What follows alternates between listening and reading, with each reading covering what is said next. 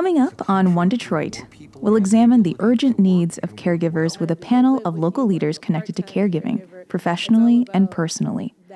Also ahead, as the nation celebrates Juneteenth, we'll talk about the importance of this newest federal holiday.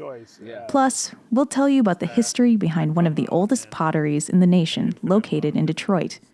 And we'll give you some ideas on how you can enjoy this first official weekend of summer. It's all coming up next on One Detroit.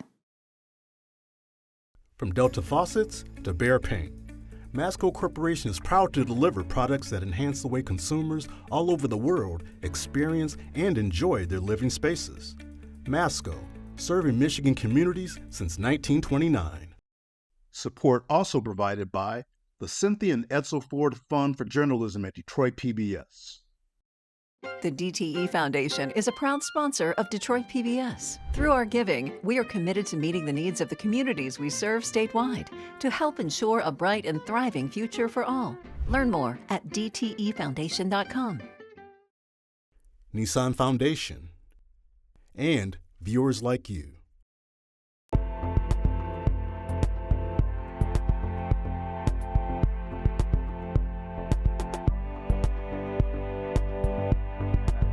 That the significance behind Juneteenth.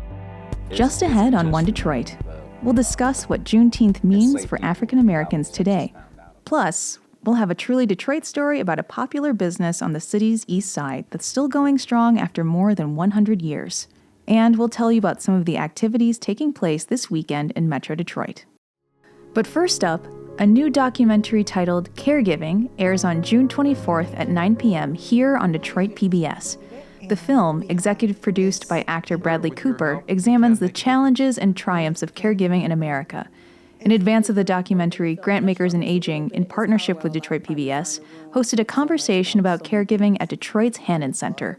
The panel discussion was moderated by Detroit PBS Senior Vice President of Production, Fred Nahat. It focused on the critical needs of caregivers and ways to provide them with support and resources.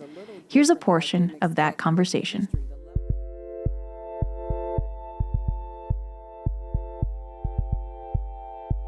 You bring your life's experience in caregiving to the conversation. So let's start with you. You did begin at a very, very early age.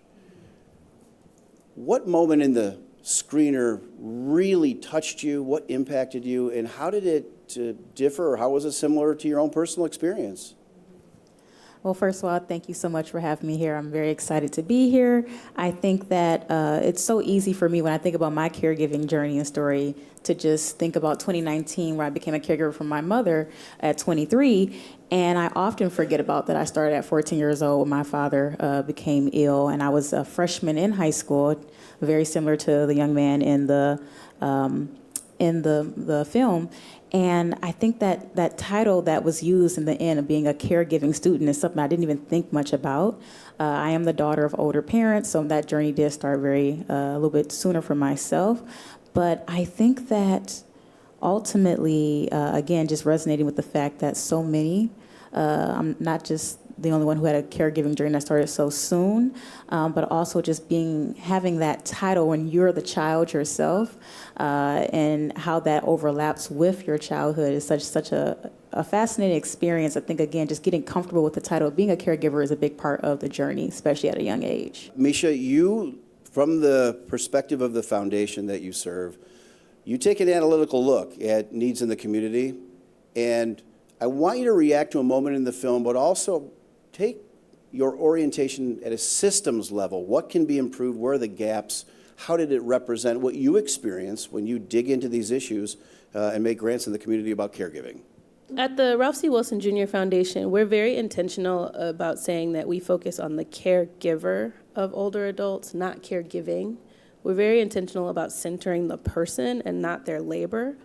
And so when you think about the systems prioritize the labor. They prioritize the quality of the labor, the time spent in the labor. Are you full-time? Do they live with you? Are you a part-time caregiver? It's all about that, the statistic around like the value of the time spent caring, right? And so for us, we're really looking for opportunities like this film and spaces like this to elevate that person For those of us who have social work degrees, we know all about person-centered planning, person-centered approaches. That's what this work is really about for us, and about helping to raise the stories of the caregiver, the visibilities of the caregiver, but also in reaching out and touching the caregiver, helping them to see themselves, and really living up to that idea that, you got to pour into your own cup before you can really pour into someone else's. Chrissy, you are a social worker, but also lead this collaboration to improve services and deliver those.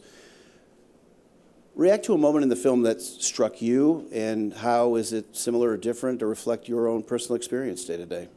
I think one thing, once again, thank you everyone as well. A lot of partners are in the room, so thank you guys for being here. One thing for me, I'm just going to say that struck me that was a little different that I didn't expect was the history, the level setting they did with the history around caregiving, really thinking back of how long we've really been doing this journey and how we've looked at it, how we've structured it, and how we're still in the same place. I thought that was really ironic when we look at what Frances Perkins had actually written down. We are actually in the exact same place we were 100 years ago.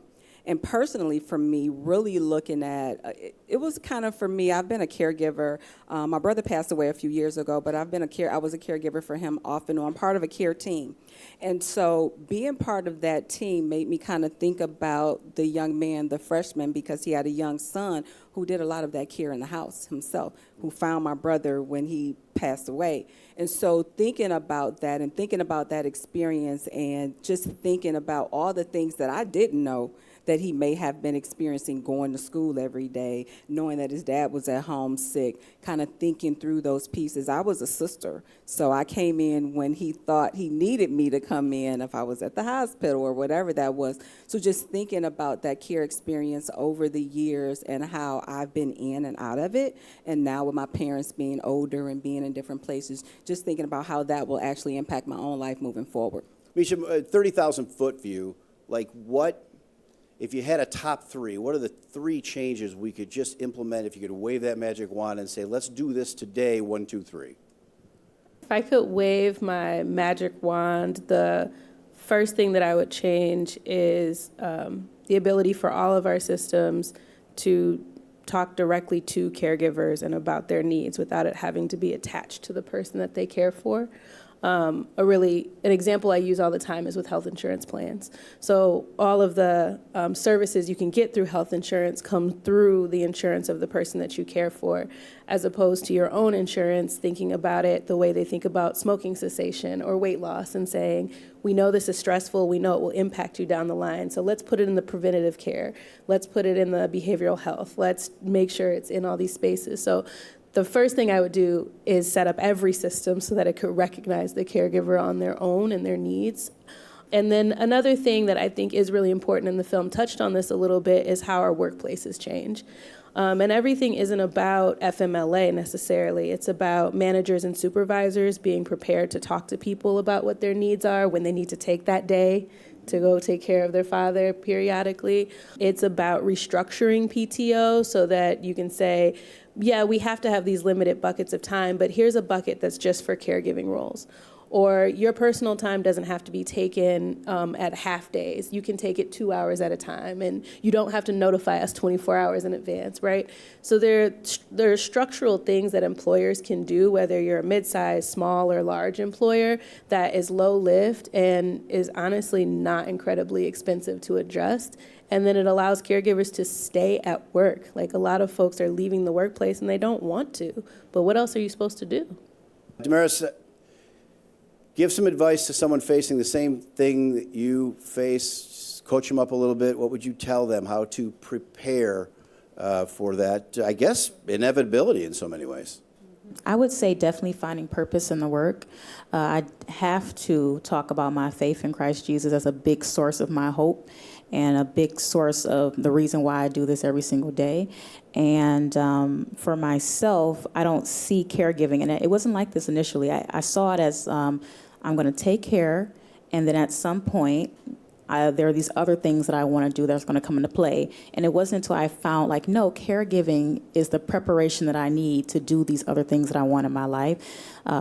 Staying organized and being strategic, whether it's me starting my own business or wanting to advance my career, those are skills. So what are the transferable skills in that way? So I would say, again, finding purpose and attachments to work, not separating it.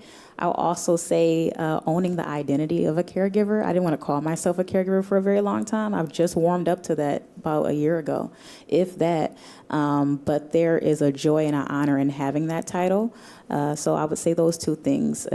Accept the identity, find your piece, what amount of that identity you want to take on, and also to not see it as some separate aspect of your life, but the preparation that you need to achieve all the things that you want, because it teaches you so much about so many things. Christy, final thought on that question, just in general, and how to help.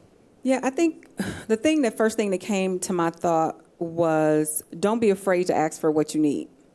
So a lot of times we hold it in. I don't want to bother you. I don't want to talk, Don't be afraid to ask for what you need. Be very intentional around what you need, even if it is just that hour, if it's 30 minutes, be intentional. Don't be afraid. And also your mental health. Your mental health is so important. We don't address it. It doesn't exist. But think about that, who you're talking to. Maybe it's a mental health professional. Maybe it's your faith-based leader, whatever that is and whatever that looks like for you. Ask for what you need and take care of your mental health the best that you can.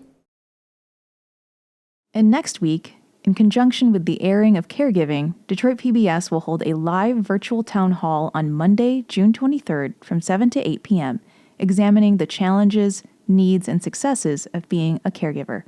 It will be moderated by American Black Journal host Stephen Henderson. This is the 5th year that the nation is celebrating Juneteenth as a federal holiday. It was June 19, 1865, when the last group of enslaved people in Galveston, Texas, finally learned they were free, more than 2 years after the Emancipation Proclamation was signed. American Black Journal host and One Detroit contributor Stephen Henderson sat down with Lance Wheeler, Vice President of Learning and Engagement at the Charles H. Wright Museum of African American History, to talk about the importance of Juneteenth Independence Day.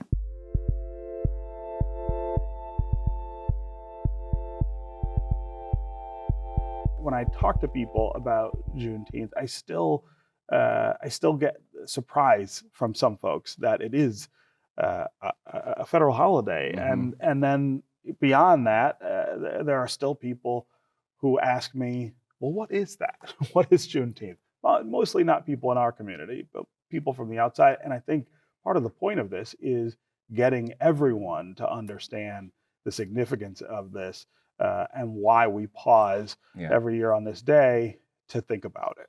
Yeah, and I think for me that the significance behind Juneteenth isn't just remembering the enslaved people in Galveston, Texas found out about it. It's now freedom. Yes. What does that mean? Right.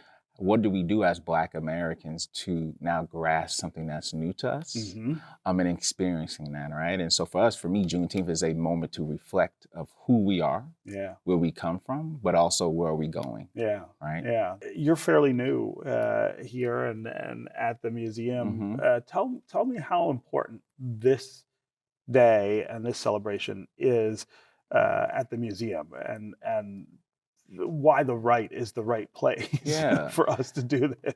I will say that the museum's been around. We're really celebrating our 60-year anniversary this year, right? What does that mean, right, in a Black city, right? But also important, I want to point out that before Juneteenth was a national holiday, the museum was always celebrating Juneteenth. Acknowledging it, right? We always acknowledged it, right? We, as people and as an institution, we didn't need someone to tell us this is a national holiday. For us, it was always a celebration of freedom, remembrance, and honoring our ancestors and today.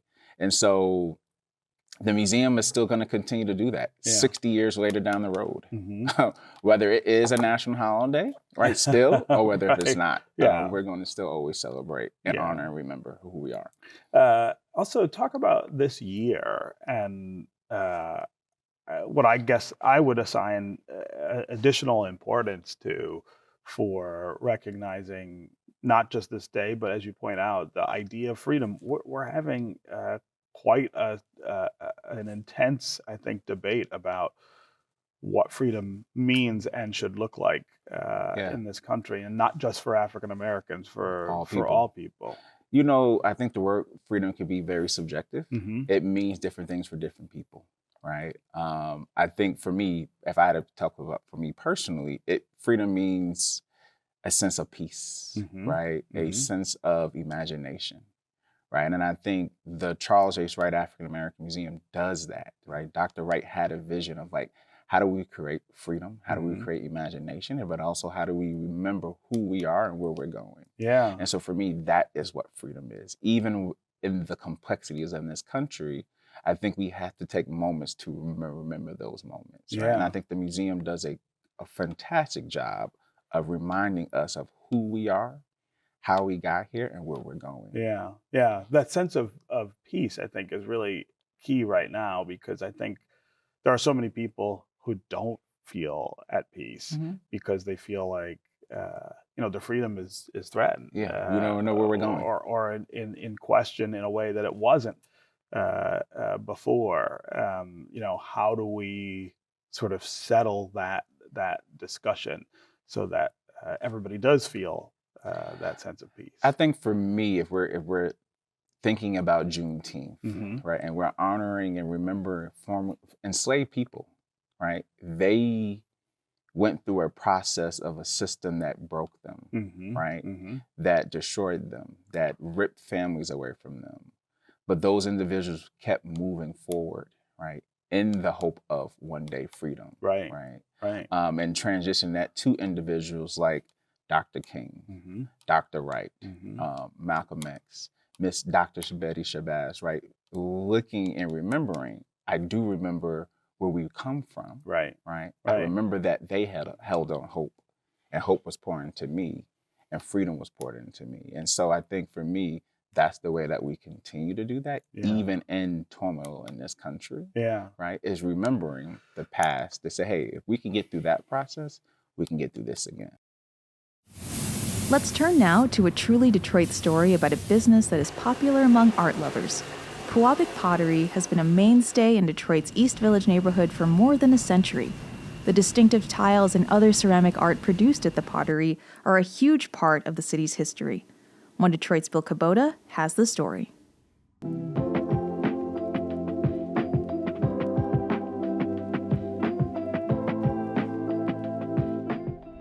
A fixture on Detroit's east side on Jefferson and East Village, Pewabic Pottery, where you'll see a really old clay mixing machine. It was made very well back in 1912, and it's still operating today like a charm.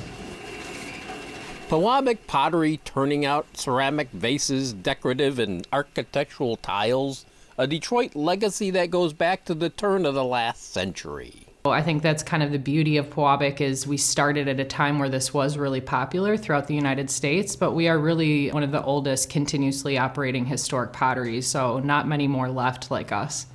Pewabic was thriving in the 1920s, part of the arts and crafts movement, a reaction to the industrialization sweeping the nation, especially places like Detroit. How to bring some humanity, art and beauty amongst all these machine-made things. Meanwhile, dental equipment supplier Horace Calkins created a kiln to fire enamel for porcelain teeth. Horace was a really good business person, and so kind of realizing that there is this entire new art trend growing within the city of Detroit known as China painting, he expanded his line of kilns into kilns for the firing of pottery. Calkins began working with a China painter, Mary Chase Perry. Our founder, Mary Chase Perry, later Mary Chase Perry Stratton, was born in Hancock, Michigan. Hancock in the Upper Peninsula with its copper mines, including a mine called the Pewabic. Stratton liked that name. Mary was really the artistic vision of the organization, and that was something that was fully supported by her business partner. Education Director Annie Dennis has been discovering Pewabic's history, doing a deep dig into the archives. We are finding that she had connections to the Detroit suffrage movement, and I think it was really inspiring for women artists to find a women-run organization. And that's no different today. I think the coolest and best part about Pewabic, and not just today, but just historically, are the people that continue to be drawn to this place and care for it. Back in the clay mixing room, Cameron Hodge runs the machine that removes excess water. Because it's still one of the best ways that you can produce clay. My last major position was as a distiller, and it was actually a very similar process of mixing a batch of whiskey and then mixing a batch of clay. So that's actually how I got hired on in fabrication. The molds that shape the clay, for a lot of projects, the process, pretty much the same as it's always been.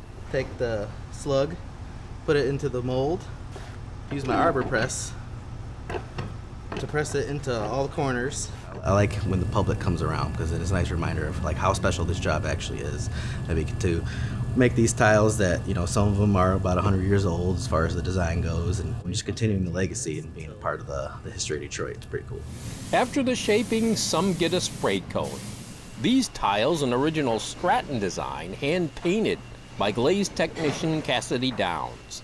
Then comes the firing, but the process isn't all old school. Brett Gray's in the kiln room. I have a degree from CCS in ceramics. Before that, I made custom surfboards, and then I ended up here, working in the vessel department. The biggest difference between historic kilns and these kilns are these are all computer controlled. And we do about 5 different glazes in here right now. So as I'm pulling these out, I'm kind of looking over them to make sure everything looks good. There's no imperfections. These came out perfect.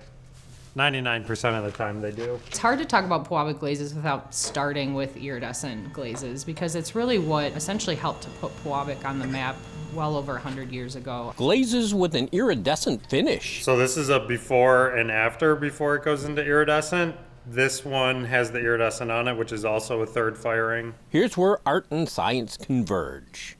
In the old days, elements like lead and uranium gave these works, which you can see at the museum here, that remarkable luster. These finishes replaced with far less hazardous materials now.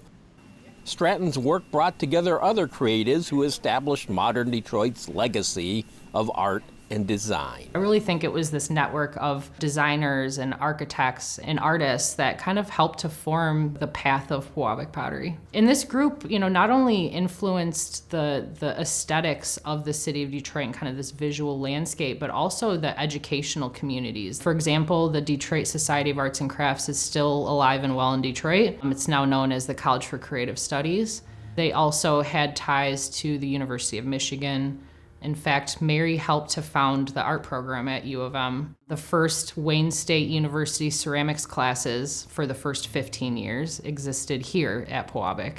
Pewabic tiles abound around Detroit, projects old and new, the Guardian Building, the Detroit Institute of Arts, Comerica Park, and now, right now, renewed interest about what's going on at Pewabic. You know, the digital age that we're in right now had people refocus on things that celebrate things made by the human hand. And so we're actually seeing this really incredible resurgence of people, you know, understanding now more than ever why it's important to have artists work and create things by hand.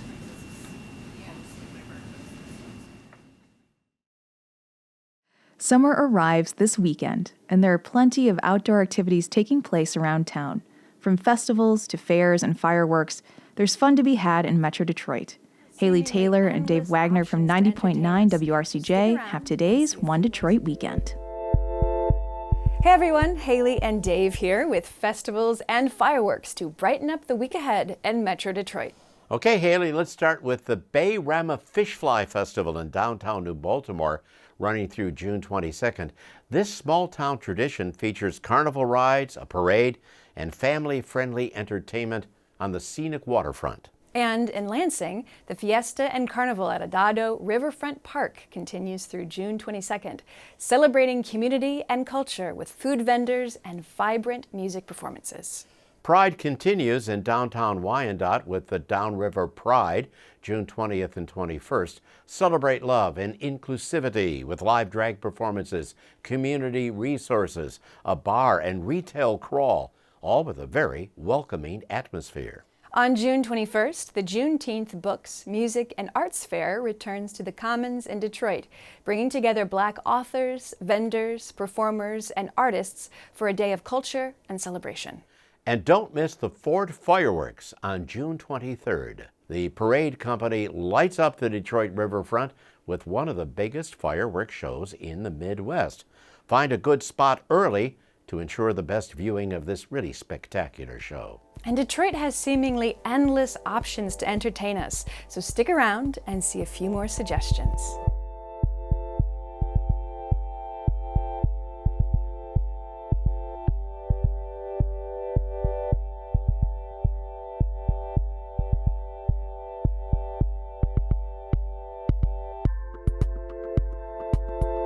That'll do it for this week's One Detroit. Thanks for watching.